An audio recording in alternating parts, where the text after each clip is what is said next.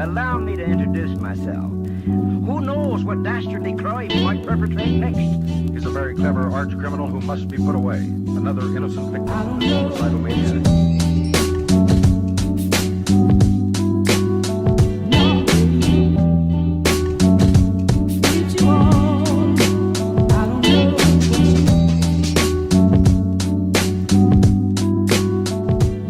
What is going on, everybody? Fonz here, back to talk about Battlefield 2042. Yes, that is the next installment of the Battlefield series, coming by way of publisher Electronic Arts. Well, the reason why I'm talking about this game, we got a new trailer, and it looked really cool.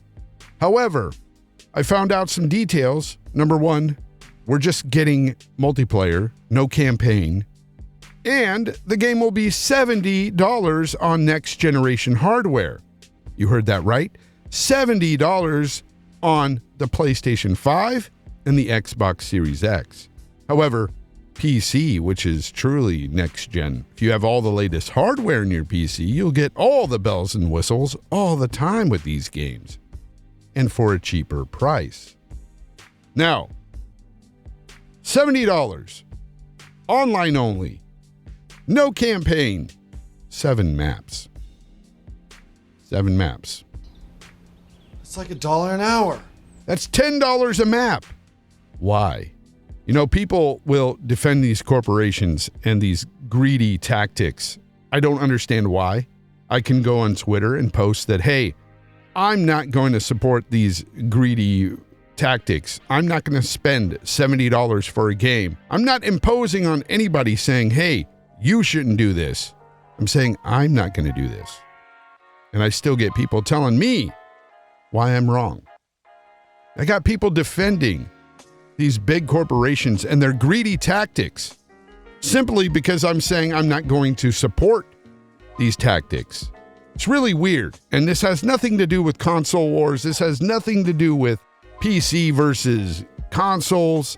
I guess it has something a little bit to do with that because it is cheaper on PC, but there's variables there. There's reasons why. I get some of the reasons, retail space being one of them.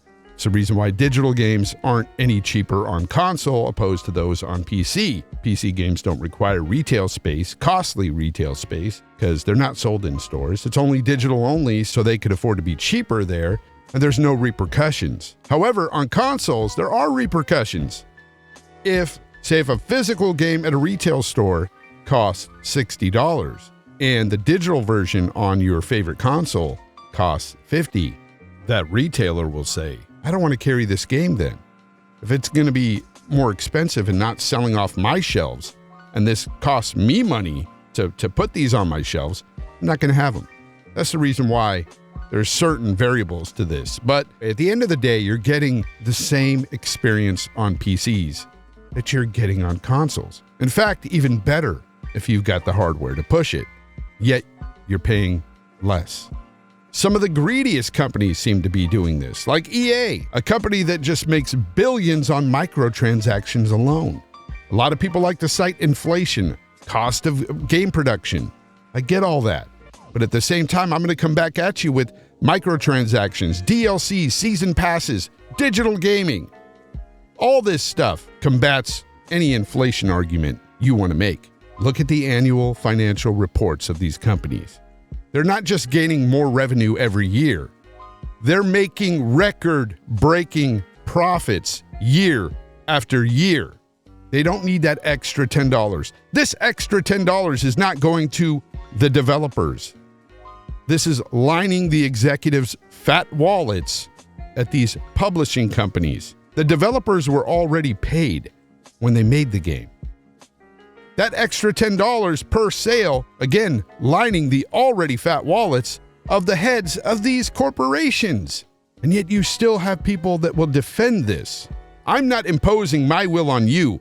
I'm not telling you what you should do with your money. In fact, I'm telling people, do what you want with your money.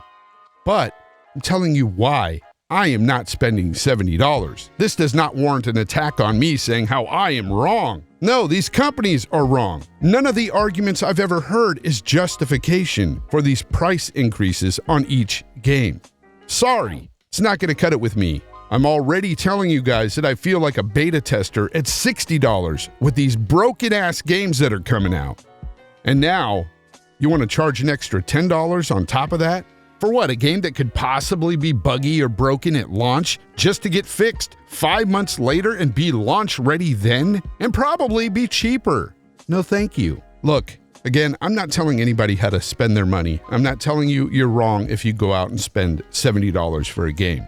That's not where I'm coming from. I'm just giving you the facts on what's going on and what I'm choosing to do about it. Until next time, folks, try to be the best possible you, be kind to one another, and of course, as always, my friends, game on.